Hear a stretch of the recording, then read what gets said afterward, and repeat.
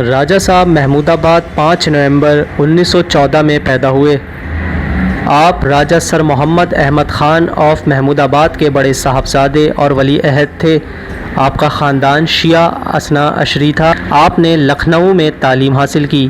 آپ نے ایک فاضل انگریز سے بطور خاص شیکسپیئر کو پڑھا۔ آپ کو حصول علم کا بے پناہ شوق تھا کیونکہ آپ باب علم کے ماننے والے تھے۔ آپ کا دائرہ علم و فضل بڑا وسیع تھا۔ آپ کو اردو، انگریزی، عربی، سنسکرت اور فارسی زبان پر عبور حاصل تھا۔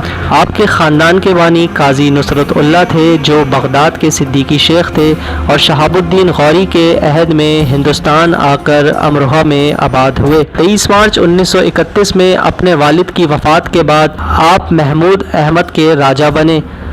راجہ صاحب کو قائد اعظم سے بڑی عقیدت تھی۔ قائد اعظم کو بھی راجہ امیر احمد خان پر کامل اعتماد تھا۔ آپ قائد اعظم کو چچا اور محترمہ فاطمہ جناح کو پھوپھی کہا کرتے تھے۔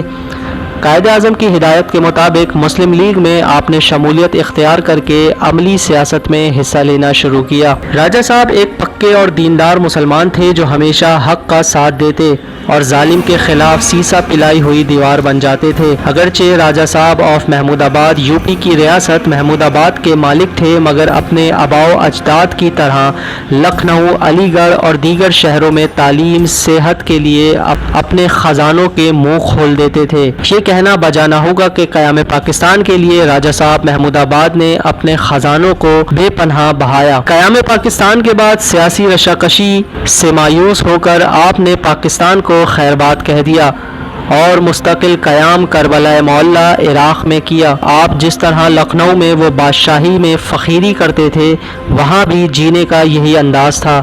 کبھی کبھی پاکستان تشریف لاتے لیکن یہاں کے سیاسی لیل و نہار دیکھ کر سخت پریشان اور مایوس ہو جاتے تھے۔ ایوب خان نے انہیں کئی بار وزارت کی پیشکش کی لیکن آپ نے ٹھکرا دی۔ اسی دوران آپ لندن تشریف لے گئے اور وہاں پر ریجنٹ پارک لندن میں اسلامک کلچرل سینٹر کے ڈائریکٹر کی حیثیت سے کام کرنے لگے۔ آپ برطانیہ کے اسلامی حلقوں میں بڑے مقبول ہوئے۔